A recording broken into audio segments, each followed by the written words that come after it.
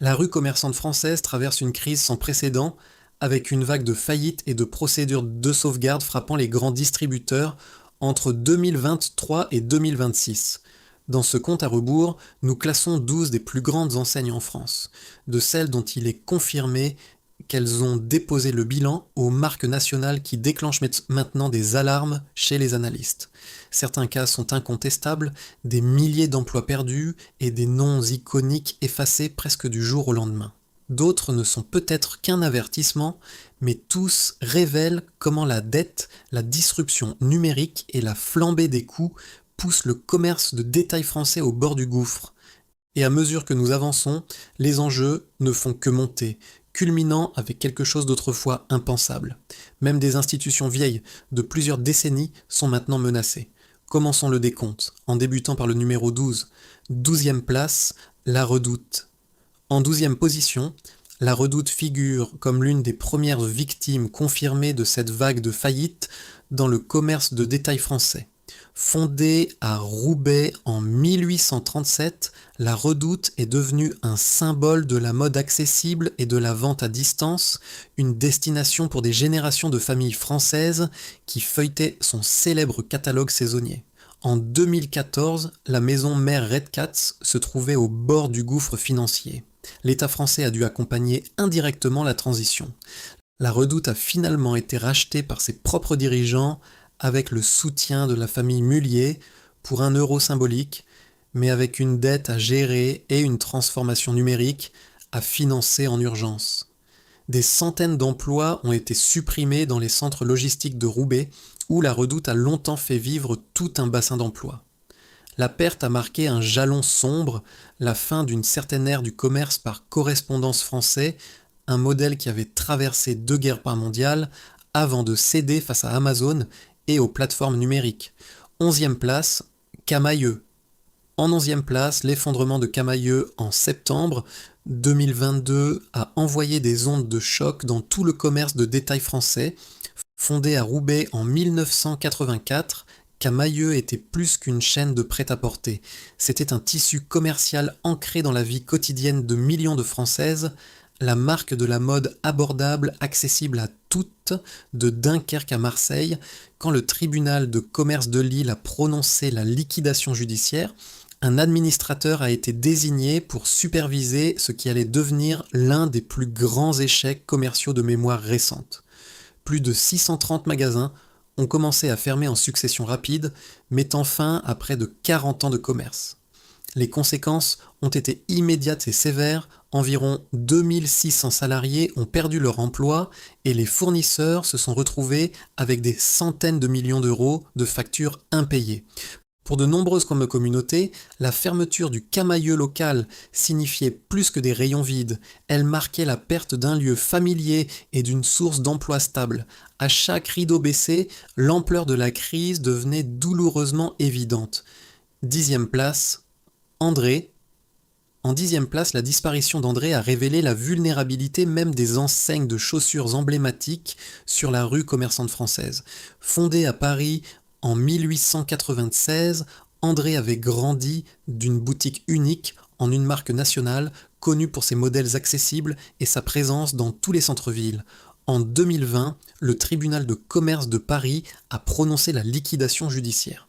Plus de 1400 salariés se sont retrouvés sans emploi. Les 180 magasins ont fermé leurs portes. Les dettes envers les fournisseurs et les propriétaires de locaux sont restées impayées. La liquidation d'André souligne que la notoriété et la longévité ne constituent aucun bouclier contre les pressions combinées de la hausse des loyers, de la disruption numérique et de l'évolution des habitudes des consommateurs. Sur un marché où Zara et les plateformes en ligne compressent les prix par le bas et où les marques premium attirent les acheteurs par le haut, l'espace pour le chausseur de milieu de gamme traditionnel se réduit inexorablement. 9e place, Naf Naf. En 9e place, les difficultés de Naf Naf ont déclenché une vague d'inquiétude dans le secteur de la mode féminine. Fondée en 1973 à Paris, Naf Naf avait bâti une clientèle fidèle qui appréciait ses collections féminines à prix accessible, une marque avec laquelle des générations de Françaises s'étaient identifiées. En 2020, la marque a été placée en redressement judiciaire, puis cédée au groupe SY Holdings. Mais les difficultés ont persisté. Des dizaines de magasins ont fermé, des centaines de salariés ont traversé l'incertitude. La symbolique était difficile à ignorer, une marque jadis vue comme un pilier de la mode féminine française abordable, désormais contrainte à une retraite dramatique. Pour beaucoup, les déboires de Naf Naf ont marqué un tournant, posant des questions difficiles sur la capacité du commerce de détail à vocation populaire à survivre dans une ère définie par la crise du pouvoir d'achat et la commodité du numérique. 8e place, Conforama. En 8e place, Conforama se présente comme un signal d'alarme dans le secteur de l'ameublement et de l'équipement de la maison. Fondée en France en 1967, l'enseigne a survécu aux récessions, aux mutations du commerce et à l'émergence d'IKEA. Mais la dernière décennie a vu sa fortune décliner sérieusement. Après avoir été placée sous la protection du tribunal en 2020 dans le cadre d'une procédure de sauvegarde, Conforama a connu une période de contraction sans fin. Le nombre de magasins a diminué et la dette nette a continué de croître. Les analystes notent une hausse inquiétante des engagements financiers et une accélération des fermetures de sites non rentables, l'empreinte qui rétrécit et les passifs qui s'accumulent ont alimenté les craintes des experts du secteur que si les tendances persistent, Conforama pourrait faire face à une nouvelle procédure judiciaire. Pour une enseigne qui a structuré pendant des décennies le paysage commercial de centaines de villes françaises, la possibilité d'un effondrement plane dans l'air, pas comme une certitude, mais comme un risque qu'on ne peut plus balayer du revers de la main. 7e place, Pimkie. En 7e place, Pimkie se présente comme un récit édifiant dans le secteur de la mode rapide, oscillant au bord du risque de faillite. Fondée à Roubaix en 1971, Pimkie avait grandi jusqu'à devenir un incontournable des centres commerciaux français, avec un réseau qui avait atteint plus de 700 magasins à son apogée.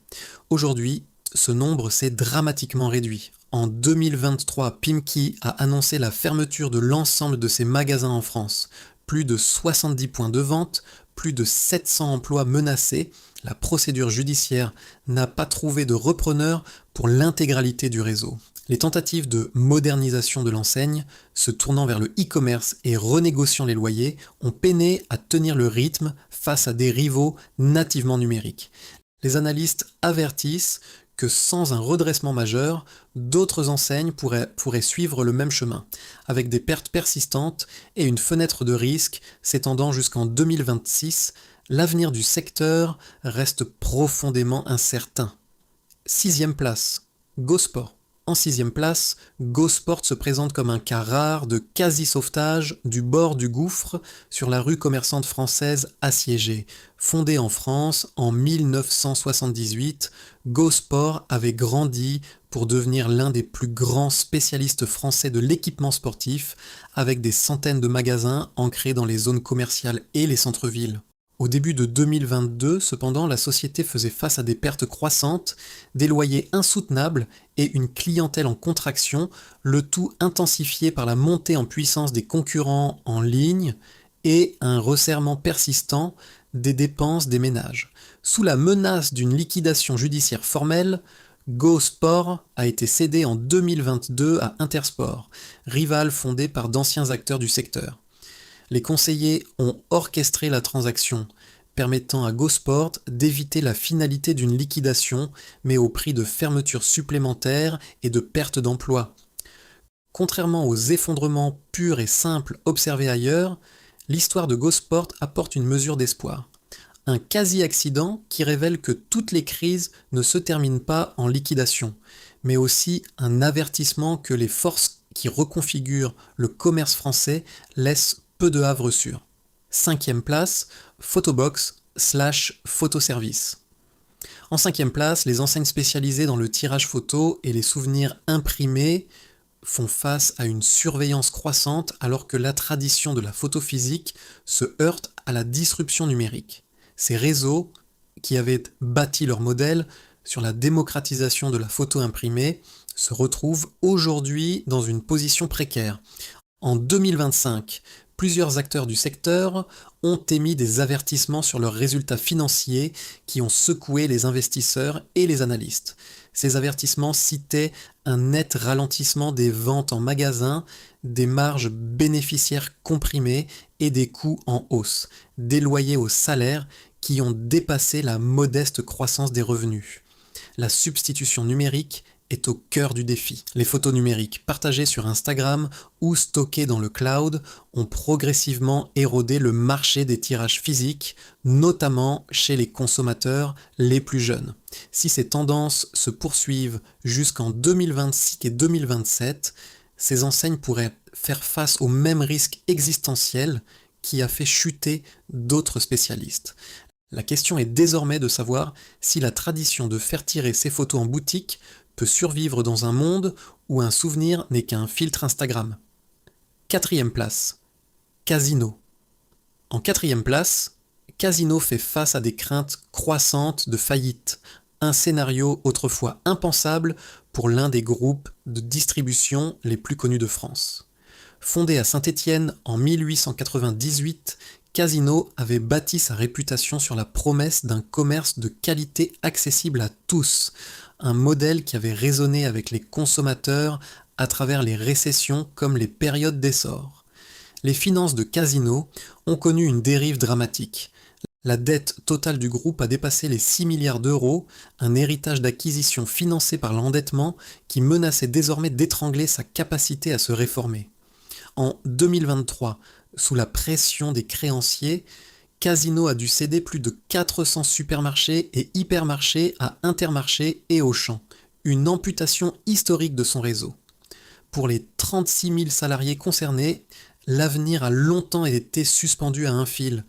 La marque Casino, qui était synonyme de grande distribution dans de nombreuses régions de France, est devenue le symbole du groupe trop endetté pour se réformer à temps. La possibilité d'une nouvelle procédure de sauvegarde reste dans les esprits si la stabilisation ne se confirme pas. 3e place, Fnac Darty.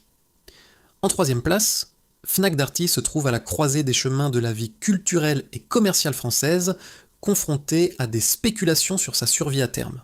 Fondée en 1954 comme coopérative militante, la Fnac a grandi jusqu'à devenir le plus grand distributeur spécialisé en culture et high-tech du pays. Une présence dans presque chaque grande ville, souvent comme dernier refuge pour les livres, la musique et l'électronique physique.